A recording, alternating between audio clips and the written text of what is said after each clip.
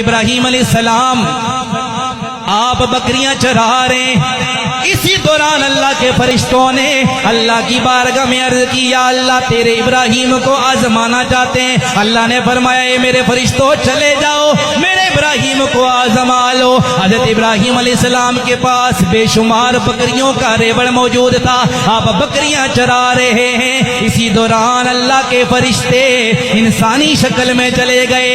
ابراہیم علیہ السلام کو جب بکریاں چراتے ہوئے دیکھا، انہوں نے قریب آ کر اللہ کا ذکر کرنا شروع کر دیا، اللہ اللہ کرنے لگے۔ جب اللہ کا ذکر شروع کیا، حضرت ابراہیم علیہ السلام وجد میں آ گئے، آپ پر وجدانی کیفیت طاری ہو گئی۔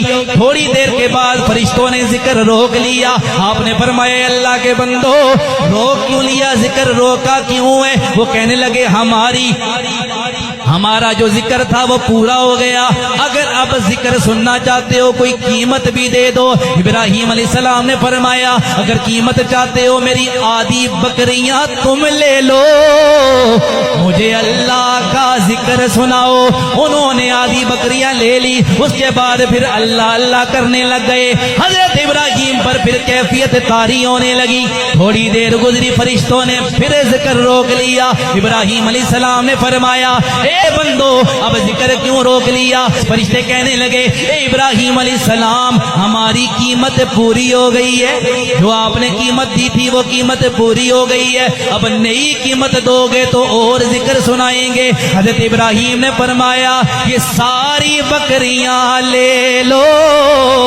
مجھے اللہ کا ذکر سناؤ۔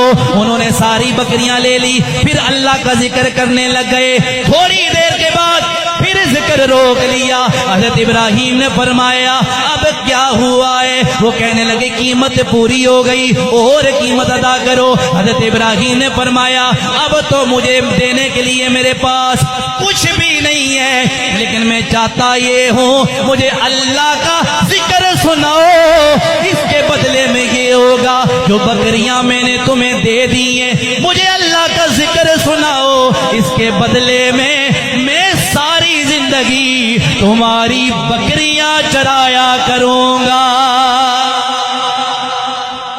کہا مجھے اللہ کا ذکر سناؤ، اس کے بدلے بکریاں دے دیا، بکریاں چراؤں گا لیکن مجھے اللہ کا ذکر۔ فرشتے کہنے لگے ابراہیم ہم اللہ کے فرشتے تھے، آزمائش کے لیے آئے تھے، اللہ نے فرمایا ہے کہ میرا ابراہیم آزمائش میں کامیاب ہو گیا ہے۔